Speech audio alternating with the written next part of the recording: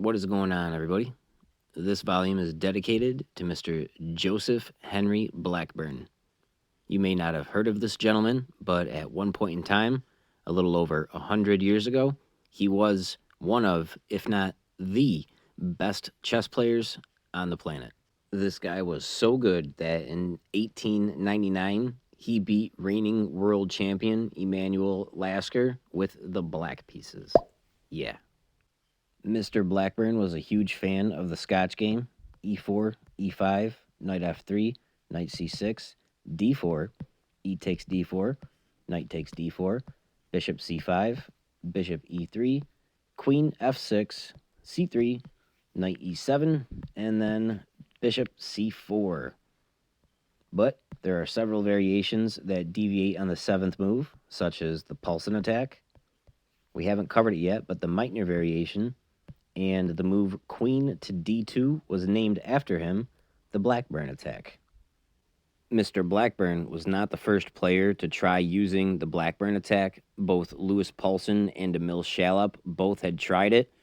Louis Paulsen tried it twice, and Emil Schalop used it once in the years 1880 and 1881, respectively, but they did not end up getting a win with those. And then in 1882, Mr. Blackburne had used it and won successfully, and he continued to do so up until 1889. All right, enough with the jibba jabba. Ain't no one got time for that. The main line continues after queen d2 is black castles, and white brings his knight to b5, threatening c7 to hit the rook in the corner. Now, the good thing about the Blackburne attack is normally when the dark squared bishops are facing off, black can take white's dark squared bishop, and white is forced to recapture with the f-pawn, thus doubling his pawns and messing up the pawn structure. But since the queen is on d2, they can recapture safely and not mess up the skeletal structure of their pieces. The main line continues, bishop capture bishop on e3, and we want to recapture with the queen, not the f-pawn. Black will then come lashing out in the middle, trying to take out our e4 pawn, and there's two ways to continue. The main line, knight capture c7, and the sideline, knight to d2. Unfortunately, when you look at the majority of games played by masters, 9 out of 14, and also the majority of the general population of Lichess, 56 out of 95, they are choosing the wrong move because it goes from negative 0.7 to positive 0.4 or 5. That's a 1.2 full jump, where the best move is the runner-up as far as what the masters play. Only 4 out of 14 spot the best move.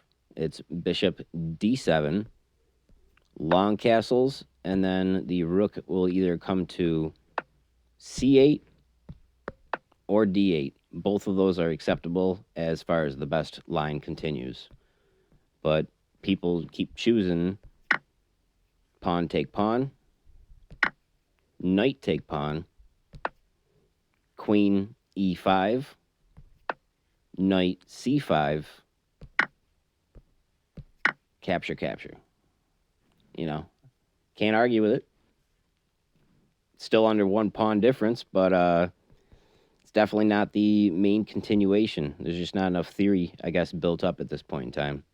So that is the sideline, and now we have to discuss the main line, where the knight captures the c7 pawn. The black rook will move to b8 to get out of the way of the knight, and there is two main continuations. The sideline is pawn capture pawn, and the main line is knight to d2. There is a whole different variation with its own name, and that is called the Gottschall Variation. And that is when the knight captures the pawn, the knight captures the knight, the pawn recaptures, kicking the knight, and the knight actually comes to b4. It's safe on b4 because if the pawn were to capture, then the queen can come in and snag the b2 pawn and try to work its way getting the a1 rook. That is called the Gottschall variation, and we will cover that in the next video. But back to the two main options. We're going to cover the sideline first, where pawn captures pawn. Very interesting lines ahead. Your D pawn is attacking the knight on c6. Black totally ignores that and brings their other knight to f5, attacking your queen. Your queen only has one square, which it doesn't totally throw the game. That's e2. From here, knowing your one knight is under the fire, what does the other knight do? The same thing. And you're too far in, you have to capture more or less. The c-pawn captures the knight on d4, and the other knight now jumps in and recaptures it on d4, attacking your queen again. There are two decent squares. I wouldn't recommend d1. That's like another half a pawn in the hole. d2 is the way to go. And once you go to d2, the light squared bishop will come to g4, taking away the only squares your king has to run to currently. So your best bet is to bring out your light squared bishop, freeing up another square to retreat to, because in the combination between the knight and bishop and two rooks on the back row that have an open file to attack your king, you need to open it up. Black will develop their rook to c8, taking advantage of the open file and attacking your knight. It's too important to protect your king at the moment to worry about that knight, since you're up a minor piece and a pawn right now. So go ahead and develop your other knight to c3, adding protection to the d1 and e2 square. And you bet your ass Black's going to take that knight on c7. You need to castle as soon as possible. You're still up a pawn at this point in time, and Black has two options. The first being losing an exchange with rook capture knight on c3. You want to recapture with your queen so you don't separate your pawns up on the A and B file, and the knight will now take your bishop. And with that being said, you want to trade off queens. They have to recapture with the G pawn, and your next move is going to be, either h3, rook a to c1, rook a to e1. You can even get away with bringing your f rook to c1, and you should have a decent game. It's going to be even material numbers-wise. You have a rook for their bishop knight, but you also have an extra pawn. Black has the other option of forking your king and queen with knight to f3. You have to take it with your g-pawn, and they will recapture with their bishop. You have to bring in a defender. Knight to e2 is the only one that you have available, because they were threatening queen on the g file for checkmate. And from here, they're going to bring their rook down to c5, hitting your bishop and the pawn. You can at least back up the bishop by pushing a4, but the rook will capture the pawn. It is guarded by the bishop, so you have to move your queen, and putting your queen on c3 is the safest bet. Black will exchange off queens, and you can't recapture with the knight because rook g5 would be game over. So you have to recapture with the pawn. Once you do that, Black will push a6, hitting your bishop, and you have to put it on the only square that's safe, c4.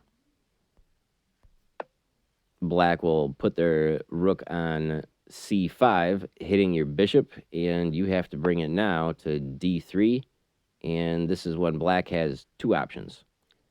Technically three options, but two of them transpose. The move that doesn't transpose is rook to g5 check, and your only move is blocking it with the knight on g3. And then from here, Black will push f5, looking to push f4 and attack your knight.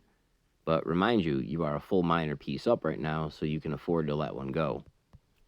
Bishop c4 checks the king, and it'll back up to the corner.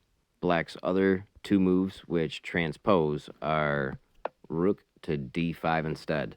Now, if you go rook d5 instead of the other move, the bishop can always return, and there's a threefold repetition if both kind of agree to what's going on. But after the rook comes to d5, your rook wants to go to d1 to back it up, and then black will double up the rooks on the d file with bringing the f8 rook to d8. That's one way to hit that position, and the other way is after the bishop goes to d3, the rook on f8 comes straight to d8. Therefore, that option of bringing the bishop to c4 doesn't exist. The rook comes over to d1, and then they double up. You can bring your knight to d4, and the bishop will capture your rook on d1, and you can recapture, and you'd lose the exchange. Head it into an endgame, bishop, knight versus rook. Or you can try to get fancy and bring your knight to f4, attacking the rook on d5. But they have an intermezzo move, rook to g5 check. And then once you sidestep, they're going to get your rook anyways with the bishop. You recapture, same endgame. It's just whatever position you want to prefer. You want your bishop pinned or not pinned. It's up to you. That will finish up the sideline. So instead of your e pawn capturing the d pawn, now we have to go over what the line is if your knight jumps to d2 instead. Black will capture your e pawn, and you want to castle long. Black's light squared bishop will come to g4, attacking your rook, and there's two choices here. You can move your rook over to e1, which we'll touch last before you wrap up the video, or you can capture the knight on e4 first. Black's queen is under attack, so it'll move to e5. That's when you want to defend the knight and attack the bishop with pushing f3. The bishop will go all the way back to c8, and that's when you want to start getting the knight that's on c7 out of danger and putting it on b5. From there, black will push f5, hitting your knight with the pawn, and you want to squeeze in a check first with bishop c4. The king will sidestep, and this is when you want to bring your knight to d6, leaving the knight on e4 up for the grabs. The pawn will capture your knight. That's when you jump your knight to f7 with a check. The rook will capture. You recapture it with your bishop. That's when black will bring their bishop to f5, and you want to pick up the e4 pawn with your f3 pawn. This is where I'm going to stop, just because there's way too many moves that black can play. For example, they can capture the pawn on e4 with their queen. They can bring their bishop to g6. They can bring their bishop to g4. They can bring their bishop to e6. I'm sorry. They can bring their bishop all the way back to c8. They can bring their rook over to f8. They can bring their knight back to g8. The list goes on. You just got to be prepared more or less for everything. So we're going to back this up and finish up finally,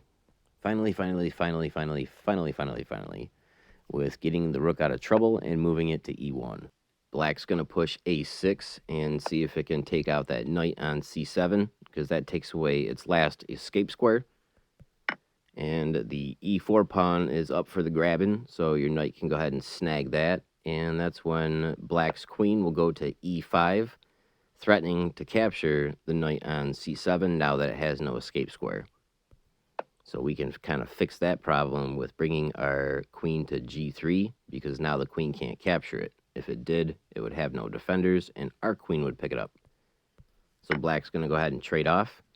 And we could capture with the knight, but since the black king is castled nice and tight, if we capture with the h-pawn, that opens up a lane for our rook to hit the soft h7 pawn. And from here, black has two options. It can either move the rook on the left or the rook on the right to c8 to try to pick up that knight finally. If the rook on b8 goes to c8, you can either capture the pawn on a6 right away, it'll recapture, and then you can pick it up with your bishop.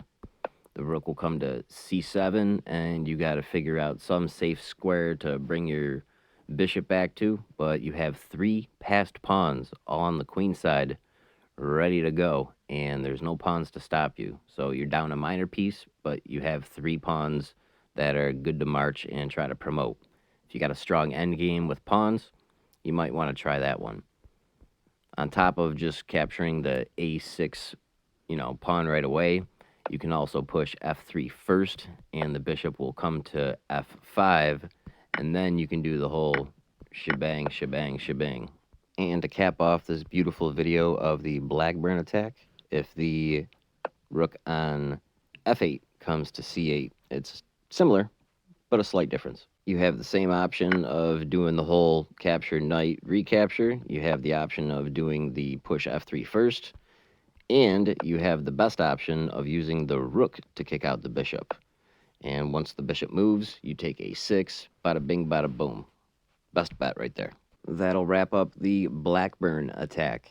I'm going to do the Gottschall after, because it's kind of an extenuation of the Blackburne attack.